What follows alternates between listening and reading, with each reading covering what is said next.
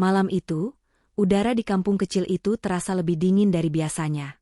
Hujan baru saja reda, menyisakan genangan air di jalan tanah yang mengarah ke sebuah bangunan tua di ujung perkampungan. Lampu neon berwarna kuning menggantung di depan toko, berkedip pelan, menampilkan papan usang bertuliskan, "Toko Melati". Bayu menatap papan itu sambil menghela napas panjang. Sudah 3 hari ia merenovasi toko ini sendirian. Cat baru sudah menutupi dinding, rak sudah diisi penuh dengan barang kebutuhan sehari-hari. Sabun, mie instan, kopi, rokok, semuanya terlihat rapi. Tapi tetap saja, suasananya aneh. Seolah dindingnya masih menyimpan sesuatu. Murah banget harga tokonya, gumam Bayu pelan, menatap kunci tua di tangannya. Ia membeli tempat ini dari seorang makelar di kota. Katanya, pemilik lama sudah lama meninggal dan keluarganya tak mau lagi mengurus properti itu. Bayu, yang baru dipecat dari pekerjaannya di pabrik, menganggap ini kesempatan baru untuk memulai hidup. Toko kecil, kampung tenang, penghasilan lumayan, kelihatannya sempurna. Namun sejak hari pertama ia datang, orang-orang kampung menatapnya dengan tatapan aneh. Beberapa bahkan langsung menutup jendela saat melihatnya membersihkan halaman toko. Dan siang tadi, seorang ibu penjual gorengan sempat berbisik lirih waktu ia lewat. "Mas, nggak takut buka toko itu lagi?" Bayu hanya tertawa waktu itu. Tapi sekarang, setelah matahari tenggelam dan angin malam mulai bertiup, rasa merinding itu mulai muncul. Ia menutup pintu toko perlahan, memutar kunci besi kuno yang berdecit. Lalu ia duduk di kursi kasir, menatap ruangan yang kini hening. Jam di dinding menunjukkan pukul 23.47. Hanya ada suara jangkrik di luar dan bunyi tetes air dari atap yang bocor. Tiba-tiba, ting. Bel pintu toko berbunyi. Bayu spontan menoleh. Tak ada siapapun. Pintu masih tertutup rapat. Ia berdiri, melangkah pelan ke arah pintu, lalu memeriksa kuncinya. Masih terkunci. "Angin kali," katanya sambil menepuk dadanya sendiri, mencoba menenangkan diri. Namun saat ia kembali ke meja kasir, bel itu berbunyi lagi. Ting. Kali ini, lebih panjang. Bayu menatap kaca jendela toko. Di luar, jalanan sepi. Tapi di antara pantulan cahaya lampu neon, ia seperti melihat bayangan seseorang berdiri di depan etalase. Samar. Tidak bergerak. Bahu Bayu menegang. Ia menatap lekat, tapi ketika ia mendekat, bayangan itu menghilang. Ia cepat-cepat menutup tirai jendela dan mematikan lampu depan. Lalu ia duduk kembali di kursi, mengambil ponsel, dan menyalakan musik pelan. Namun suasana toko justru terasa lebih sunyi. Musiknya terdengar jauh, seperti teredam oleh sesuatu yang tak terlihat. Beberapa menit berlalu. Bayu mulai mengantuk. Ia bersandar, menatap ke arah rak minuman yang berjejer rapi. Lalu ia perhatikan sesuatu, botol air mineral di rak bergerak sedikit, seperti ada getaran kecil. Ia menatap lama. Satu botol jatuh pelan-pelan, tapi jelas tanpa ada yang menyentuh. Bayu menelan ludah. Gempa kecil mungkin, pikirnya, tapi tak ada getaran yang ia rasakan di lantai. Ia memungut botol itu dan menaruhnya kembali. Saat hendak berdiri, bel toko berbunyi lagi. Kali ini suaranya begitu dekat, seolah berasal dari dalam ruangan. Bayu berbalik cepat. Lampu toko berkedip 2 kali, lalu padam. Gelap total. Dalam kegelapan, Bayu mendengar suara langkah pelan di lantai kayu. Langkah yang bukan miliknya. 1 langkah, 2 langkah. Lalu berhenti tepat di belakang meja kasir. Bayu memegang senter dari ponselnya dan menyalakannya. Cahaya menyinari meja kosong, tapi di kaca etalase di depan, ada bayangan seorang perempuan. Wajahnya tak jelas, tapi rambutnya panjang menutupi separuh wajah. Bayu menatap pantulan itu, tubuhnya kaku tak bisa bergerak. Bayangan itu seperti menatap balik. Lalu perlahan, tersenyum. Bayu menjatuhkan ponselnya. Lampu senter terlempar ke lantai, menciptakan kilatan cahaya yang menyorot dinding belakang, dan di sana, di bawah lapisan cat baru, terlihat bekas noda merah tua yang sepertinya belum lama muncul. Darah. Bayu mundur, napasnya memburu. Ia menatap tembok itu dengan mata melebar. Saat ia mengambil ponselnya yang jatuh, Layar menyala sebentar, notifikasi baru muncul. Surat keluar pesan dari nomor tak dikenal. Jangan tutup toko malam ini. Pembeli terakhir belum pulang. Bayu terpaku. Tangannya gemetar hebat. Saat ia melihat ke arah kaca etalase lagi, bayangan perempuan itu sudah tak ada. Hanya dirinya yang terlihat di pantulan, tapi di belakangnya, tampak samar-samar seperti ada tangan pucat menyentuh bahunya. Kalau kamu jadi Bayu, apa kamu tetap buka toko itu malam ini? Tulis di kolom komentar. Jangan lupa subscribe biar kamu tahu siapa pembeli terakhir yang sebenarnya. Pagi datang dengan langit yang kelabu. Embun menempel di kaca depan toko, melati, sementara Bayu duduk di kursi kasir dengan wajah pucat. Matanya merah karena semalaman ia tidak tidur. Bel toko masih bergoyang pelan tertiup angin, menimbulkan suara ting-ting yang entah kenapa terasa seperti ejekan. Bayu menatap pesan misterius di ponselnya. Nomor tak dikenal, tanpa foto profil. Pesan terakhir hanya satu kalimat yang terus membuat bulu kuduknya berdiri. Pembeli terakhir belum pulang. Ia sudah mencoba menelepon nomor itu, tapi setiap kali diangkat, yang terdengar hanyalah napas berat dan suara bel toko berbunyi dari seberang sana. Bayu meneguk kopi yang sudah dingin. Ia menatap dinding belakang tempat noda merah itu muncul semalam. Kini noda itu tidak ada lagi. Catnya tampak bersih, seperti tidak pernah ternoda apapun. Halusinasi, Bayu cuma halusinasi, bisiknya sendiri. Namun ketenangan itu hanya bertahan sebentar. Saat ia membuka pintu depan untuk membuang sampah, seorang nenek tua yang sedang menyapu halaman rumah di seberang jalan menatapnya tajam. Tatapan itu lama, seperti menelusuk sampai ke dalam jiwanya. Bayu menyapa dengan sopan. "Pagi, Nek." Nenek itu tidak menjawab. Hanya menggeleng pelan, lalu berkata lirih. "Kau seharusnya tidak buka toko itu lagi." Bayu tertegun. "Kenapa, Nek?" Nenek itu menatap langit sebentar, lalu menatap Bayu lagi dengan sorot mata yang sendu. "Toko itu sudah ada yang punya dari dulu. Dan mereka tidak suka kalau ada orang lain berdagang di situ." Bayu mengernyit. "Pemilik lama, maksudnya?" Nenek itu diam lama, lalu melangkah mendekat, suaranya menurun menjadi bisikan. "Kau tahu kenapa toko itu tutup 12 tahun lalu?" Bayu menggeleng. "Karena darah tidak bisa dibersihkan dari lantainya," jawab nenek itu. Bayu menelan ludah, jantungnya berdegup cepat. Nenek itu mulai bercerita perlahan. Matanya menatap jauh ke arah toko yang kini berdiri di bawah cahaya pagi yang suram. Dulu, toko itu dimiliki oleh sepasang suami istri bernama Pak Darsa dan Bu Melati. Mereka terkenal ramah, sering membantu warga kampung, dan tokonya selalu ramai. Tapi kehidupan mereka tidak seindah yang terlihat. Pak Darsa sering berjudi dan terlilit utang. Ia mulai sering mabuk dan memukul istrinya. Hingga suatu malam, dalam keadaan mabuk berat, ia menuduh Bu Melati berselingkuh dengan pelanggan langganannya. Malam itu, tepat pukul 12, warga mendengar suara teriakan dari dalam toko.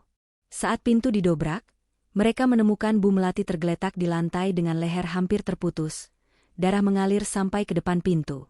Sementara Pak Darsa hilang, tidak pernah ditemukan lagi.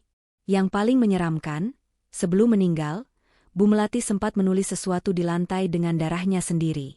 Kalimat itu pendek, tapi membuat semua orang ketakutan. "Jagalah pembeli terakhir." Bayu mendengarkan dengan napas tertahan. Ia berpikir nenek itu hanya ingin menakut-nakuti, tapi raut wajahnya tidak menunjukkan kebohongan.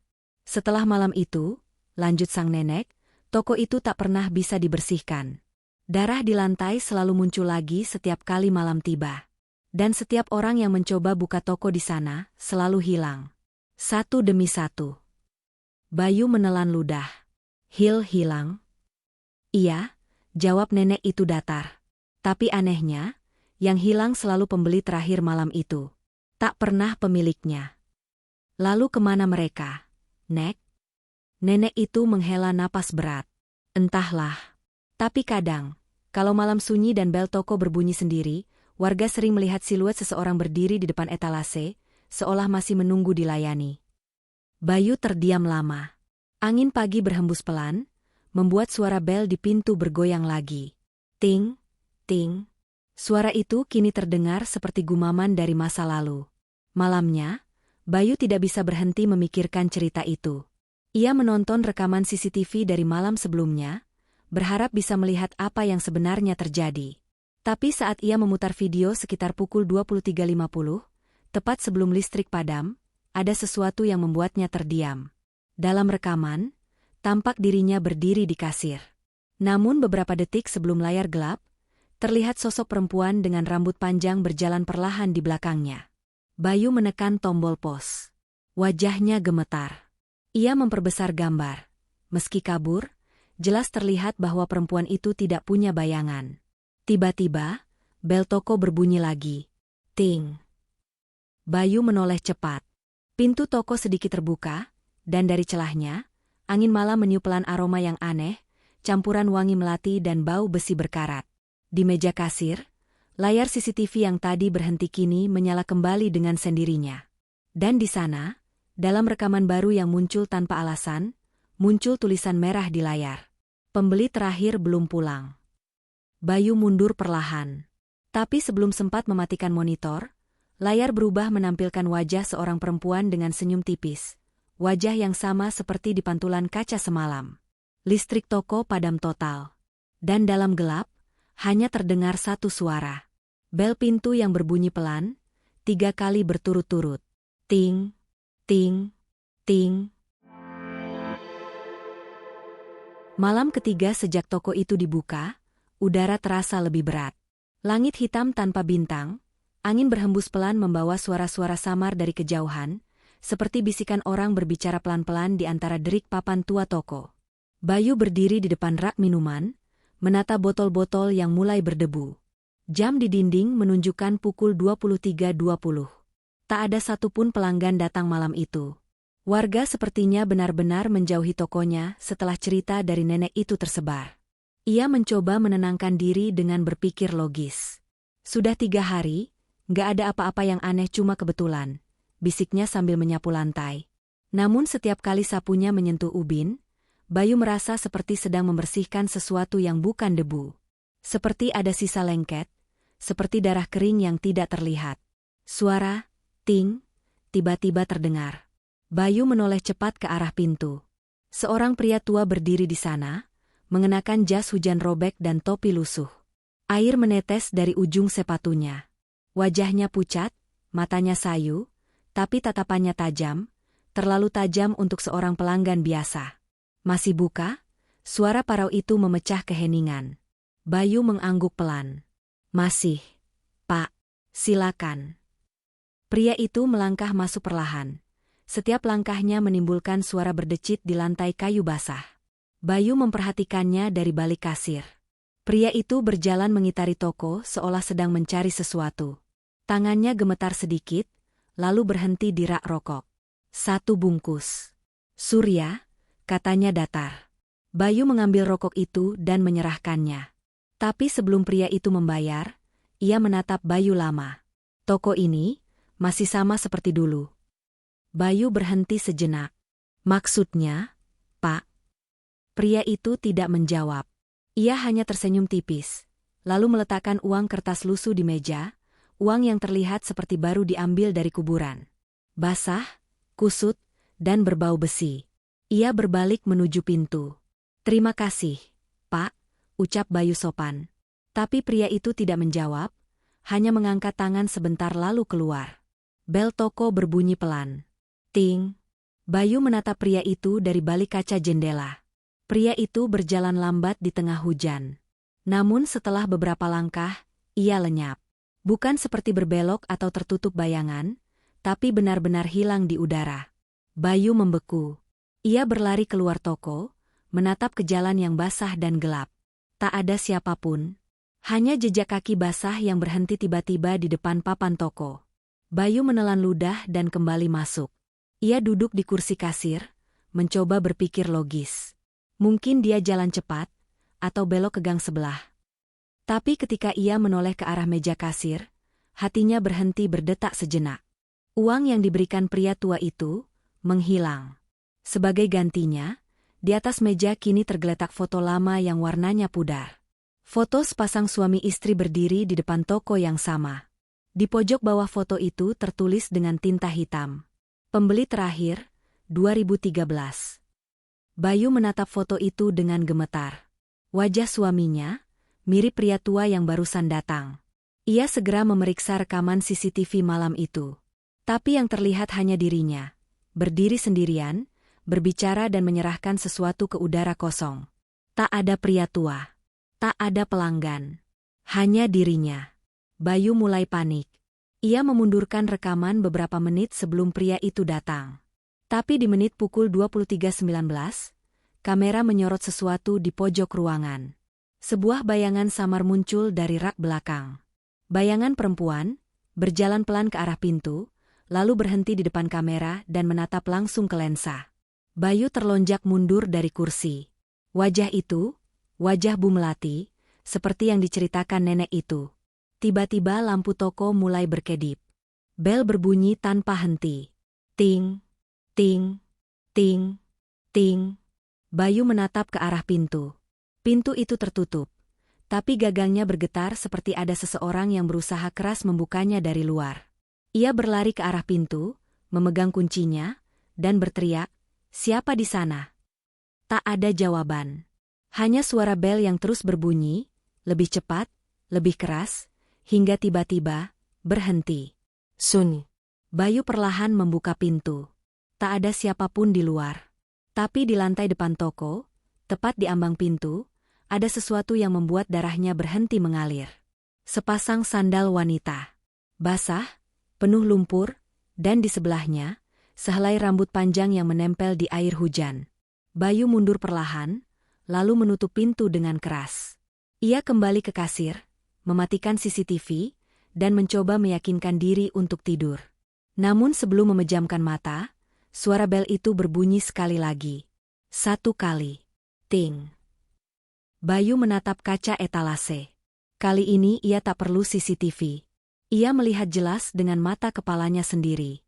Seorang perempuan berdiri di luar, menatapnya dari balik kaca. Rambut panjang, wajah pucat, bibir tersenyum tipis.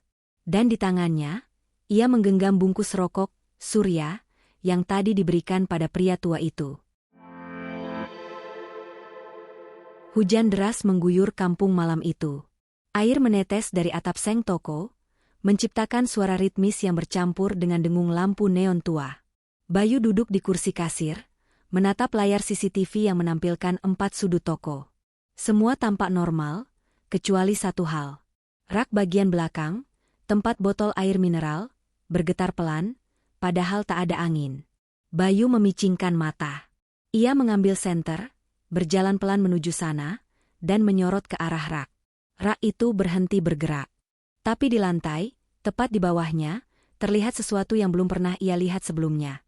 Sebuah kalung emas yang kusut, berlumuran tanah, dan di ujungnya tergantung sesuatu yang membuat Bayu tersentak mundur. Sebuah kuku manusia. Bayu menjatuhkan senter, jantungnya berdetak tak karuan. Ia memungut kalung itu dengan tisu, lalu meletakkannya di meja kasir. Cahaya lampu neon memantul pada logam kalung itu, menimbulkan kilau samar kekuningan, dan saat Bayu memandanginya lebih lama, bau amis tiba-tiba tercium. Ia buru-buru membungkusnya dengan plastik dan berniat membuangnya keluar. Namun begitu ia membuka pintu depan, angin kencang langsung menerpa, membuat bel toko berbunyi ting. Dengan suara yang lebih keras dari biasanya. Bayu memejamkan mata sejenak, dan saat ia menatap keluar, ia melihat bayangan seseorang berdiri di tengah hujan. Siluet itu tampak samar, tapi jelas seorang wanita. Rambut panjangnya menempel di wajah, bajunya lusuh, dan tangan kirinya menunjuk lurus ke arah Bayu. Bayu mematung di depan pintu. Wanita itu tidak bergerak, hanya menatapnya diam. Lalu dalam sekejap petir menyambar langit, cahaya putih menyilaukan, dan ketika cahaya itu hilang, sosok wanita itu pun menghilang. Bayu segera menutup pintu dengan keras. Tangannya gemetar. Ia menatap plastik berisi kalung itu di meja. Dan di luar, hujan masih deras, tapi bel toko kembali berbunyi sendiri. Ting ting ting. Kali ini suaranya tidak datang dari pintu. Suaranya datang dari dalam toko. Bayu berbalik perlahan. Rak-rak di belakang bergoyang pelan, dan dari sela-sela botol kaca, terdengar suara lirih perempuan menangis. Tangisannya pelan, bergetar, seolah datang dari balik dinding. Aku tidak ingin mati di sini. Dia berjanji akan kembali. Kenapa dia tinggalkan aku? Bayu menutup telinganya, tapi suara itu tetap terdengar, bahkan semakin dekat, semakin jelas. Ia berlari ke gudang belakang dan menyalakan semua lampu. Di dinding gudang, cat putih tampak mengelupas, dan di bawah lapisan itu terlihat bekas tulisan samar seperti digores dengan kuku. Pembeli terakhir harus pulang. Bayu terpaku. Tulisan itu mirip dengan kata-kata di pesan misterius yang dikirim ke ponselnya malam pertama. Tiba-tiba ponselnya bergetar. Nomor tak dikenal itu mengirim pesan baru. Surat keluar, pesan baru. Jangan buang kalungnya. Itu milikku. Bayu menjatuhkan ponsel. Nafasnya memburu. Ia menatap plastik berisi kalung itu, yang kini bergerak sendiri. Dari dalam plastik, kalung itu berguncang seperti sedang ditarik oleh sesuatu. Bayu menjerit, lalu dengan panik membuka pintu belakang dan melemparkan kalung itu keluar ke halaman, tepat ke genangan air hujan. Namun begitu ia menutup pintu dan menoleh kembali ke meja, kalung itu sudah ada di sana lagi. Basah, tapi utuh. Bayu terpaku. Tangannya gemetar, lututnya lemas. Dan di kaca etalase depan, ia melihat pantulan, ada seseorang berdiri di belakangnya. Seorang wanita berambut panjang, dengan wajah pucat dan darah menetes dari lehernya. Ia memegang pundak Bayu dari belakang, lalu berbisik pelan di telinganya. "Kenapa kau buang milikku?" Bayu menjerit dan memutar badan. Tak ada siapa-siapa. Tapi kursi di belakang meja kasir bergetar sendiri, jatuh, dan dari bawahnya keluar sesuatu, sebuah nota penjualan lama, sobek dan menguning. Tulisan di atasnya hanya satu kalimat, ditulis dengan tinta merah. Pembeli terakhir, Bayu. Bayu mundur beberapa langkah, tubuhnya gemetar hebat. Ia memandangi nota itu, tanggalnya menunjukkan hari ini. Lampu toko mendadak padam. Gelap total. Namun bel toko berbunyi sekali lagi, pelan, menembus keheningan. Ting. Bayu menatap ke arah pintu, tapi tak ada cahaya sama sekali. Hanya suara langkah kaki pelan dari luar. Langkah-langkah itu berhenti tepat di depan pintu toko. Hening beberapa detik. Lalu terdengar suara ketukan 3 kali di kaca etalase. Tok tok tok. Bayu menahan napas. Dalam gelap, kilat menyambar lagi, dan sesaat itu juga, ia melihat bayangan wajah wanita itu menempel di kaca, tersenyum. Namun kali ini bukan hanya satu. Ada banyak wajah di belakangnya. Pucat, tanpa mata, semuanya menatap ke arah Bayu.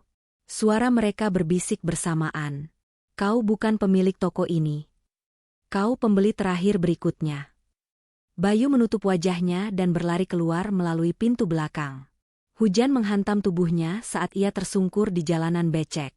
Ketika ia menoleh ke arah toko, lampu di dalam menyala sendiri, menyorot ke arah etalase depan. Dan di kaca itu, jelas terlihat tulisan merah seperti darah. Toko Melati, buka 24 jam. Tapi tepat di bawahnya, seseorang menambahkan tulisan baru. Tidak untuk yang masih hidup. Hujan baru reda saat Bayu sampai di rumahnya. Tubuhnya gemetar, pakaian basah, dan napasnya masih tersengal. Tapi pikirannya tak tenang. Gambaran wajah wanita itu, kalung dengan kuku manusia, tulisan, "Pembeli terakhir." Semuanya berputar di kepalanya tanpa henti. Bayu menatap jam, pukul 2.46 dini hari. Ia membuka laptop dan mencari berita lama tentang toko Melati. Beberapa situs sudah mati, tapi akhirnya ia menemukan satu artikel arsip dari tahun 2005. Pemilik toko Melati ditemukan tewas di gudang belakang. Pelaku diduga orang dekat. Motif masih misterius. Bayu menggulir ke bawah. Foto korban terpampang di sana, seorang wanita parubaya berwajah lembut, mengenakan kalung emas yang identik dengan yang ia temukan di toko. Nama di bawah foto itu, Melati Sulastri, 45. Bayu membeku. Matanya tertuju pada kalung itu, lalu pada nama pelaku yang disebut di artikel. Tersangka utama, Dimas Prakoso, pegawai toko sekaligus keponakan korban. Bayu menelan ludah. Nama itu terasa familiar, seperti pernah ia dengar. Ia membuka catatan kontrak toko di map kuning, dan jantungnya langsung berhenti berdetak. Nama pemilik sebelumnya yang menjual toko kepadanya, Dimas P. Bayu segera menyalakan motornya dan melaju ke alamat yang tertera di kontrak. Rumah Dimas berada di pinggir desa, sepi, dan tampak terbengkalai. Rumah itu gelap, tapi jendela depannya terbuka sedikit. Bayu memanggil pelan, "Pak Dimas?" Tak ada jawaban. Ia melangkah masuk, debu menebal di lantai. Di dinding, tergantung beberapa foto lama, dan di salah satunya terlihat Bu Melati berdiri di depan toko, tersenyum, dengan tangan Dimas di bahunya. Bayu mendekat untuk melihat lebih jelas, dan saat itu juga, pintu belakang berderit. Dari sana muncul seorang pria tua dengan tongkat, wajahnya tirus dan matanya cekung. "Kau siapa?" tanyanya dengan suara serak. "Saya pembeli toko Melati, Pak. Saya hanya ingin tahu apa yang sebenarnya terjadi dulu." Pria itu terdiam lama. Ia menatap Bayu seperti menimbang sesuatu, lalu berjalan ke lemari dan mengeluarkan sebuah kotak kayu kecil. Kotak itu penuh debu dan bercak darah kering di sudutnya. "Kalau kau sudah buka toko itu, berarti kau sudah terlalu jauh," katanya pelan. Dendamnya takkan diam. Bayu menelan ludah. "Dendam siapa?" Dimas menatap lantai, matanya kosong. "Melati itu bukan hanya bibiku. Dia ibuku yang tak pernah mengakuiku. Aku yang mengurus toko itu sejak kecil. Tapi waktu itu, dia mau jual toko ke orang luar. Aku marah, kami bertengkar, dan aku tak sengaja." Dimas terhenti, air matanya jatuh. "Aku hanya dorong dia. Tapi kepalanya terbentur, dan setelah itu, aku panik. Aku kubur dia di belakang toko." Bayu menutup mulut, ngeri. "Jadi, kuburannya masih di sana?" Dimas mengangguk pelan. "Aku tak bisa kabur dari rasa bersalah. Aku tutup toko itu, tapi setiap malam aku dengar suara bel. Aku tahu dia belum selesai denganku. Makanya aku jual toko itu murah. Aku pikir kalau ada orang baru buka, mungkin dia akan tenang. Tapi ternyata, malah terus berulang." Bayu menatap pria tua itu dengan gemetar. "Berulang? Maksudnya?" "Setiap orang yang buka toko itu, akan jadi pembeli terakhir. Dia akan datang menagih pembayaran. Bukan uang, tapi nyawa." Suara bel kecil tiba-tiba berbunyi dari arah ruang tamu. Ting! Bayu dan Dimas menoleh bersamaan. Di meja ruang tamu, entah dari mana, kini berdiri kalung emas yang sama. Masih berlumuran tanah basah. Dimas terdiam. Wajahnya berubah pucat. "Dia sudah datang," bisiknya. Bayu mundur beberapa langkah. Kalung itu bergetar, lalu bergerak sendiri ke arah lantai. Tanah di bawahnya retak pelan, seolah ada sesuatu yang berusaha keluar dari bawah rumah. "Pak Dimas, kita harus pergi," teriak Bayu. Tapi Dimas hanya berdiri, menatap kalung itu dengan mata kosong. "Sudah waktuku menebus semuanya," katanya lirih. Ia berjalan pelan mendekati kalung itu, lalu berlutut. Dari lantai yang retak, tangan wanita pucat perlahan muncul, menggenggam kaki Dimas. Bayu menjerit, mencoba menariknya, tapi tanah terus merekah, dan tubuh Dimas terseret ke dalam celah itu bersama suara jeritan panjang yang menggema di seluruh rumah. Kraa! Lantai kembali menutup, menyisakan hanya kalung emas di atasnya. Bayu jatuh terduduk, wajahnya pucat pasi. Saat ia menatap kalung itu lagi, kalung tersebut kini berputar pelan sendiri, seolah menatap balik. "Sekarang giliranmu," terdengar bisikan lembut di telinganya. Bayu menoleh cepat, tapi tak ada siapapun. Pagi harinya, warga menemukan rumah Dimas sepi. Tak ada tanda-tanda keberadaan Bayu. Namun saat mereka melintas di depan toko Melati, bel toko berbunyi pelan, ting, dan di kaca etalase terlihat papan kecil yang tergantung. "Dijual cepat, hubungi Bayu." Sudah 3 hari sejak warga menemukan rumah Dimas kosong. Tak ada mayat, tak ada jejak, hanya noda tanah basah di lantai dan kalung emas di meja. Polisi menganggap itu hanya kabar bohong, sampai seseorang melapor bahwa toko Melati kembali buka malam tadi. Lampu toko menyala, dan di dalamnya terlihat siluet pria muda berdiri di balik meja kasir. Baju dan posturnya mirip Bayu, tapi tak ada yang berani mendekat. Malam itu, seorang jurnalis lokal bernama Rani datang ke kampung itu untuk meliput kisah misteri toko yang viral di internet. Ia membawa kamera, senter, dan rekamannya sendiri. "Kalau benar ada hantu di sini, aku akan buktikan," katanya sambil menyalakan kamera. Tanggal 14 Oktober 2025, pukul 23.47, aku akan masuk ke toko Melati. Ia melangkah masuk pelan. Bel di atas pintu berbunyi lembut. Ting. Udara di dalam toko dingin dan lembab. Rak-rak berdebu, tapi beberapa botol minuman masih berdiri rapi seperti baru diisi. Rani menyorot dengan senter dan merekam setiap sudut. Di meja kasir, ia menemukan nota penjualan baru. Tulisan tangan di atasnya jelas dan segar. "Pembeli terakhir, Rani." Wajahnya menegang. "Lucu banget, aku belum beli apa-apa," gumamnya, setengah menertawakan dirinya sendiri. Tapi saat ia berbalik ke arah pintu itu sudah tertutup rapat. Dari dalam lemari kaca, bel toko berbunyi lagi, padahal tak ada siapapun di sana. Ting ting ting. Rani menelan ludah. Kameranya merekam dengan stabil, menyorot ke rak minuman. Botol-botol di rak mulai bergeser sendiri, lalu satu persatu jatuh ke lantai dan pecah. Di antara pecahan botol, ia melihat sidik jari berdarah yang muncul di lantai. 1, 2, 3, menuju ke gudang belakang. Rani menyorot senter ke arah sidik jari itu.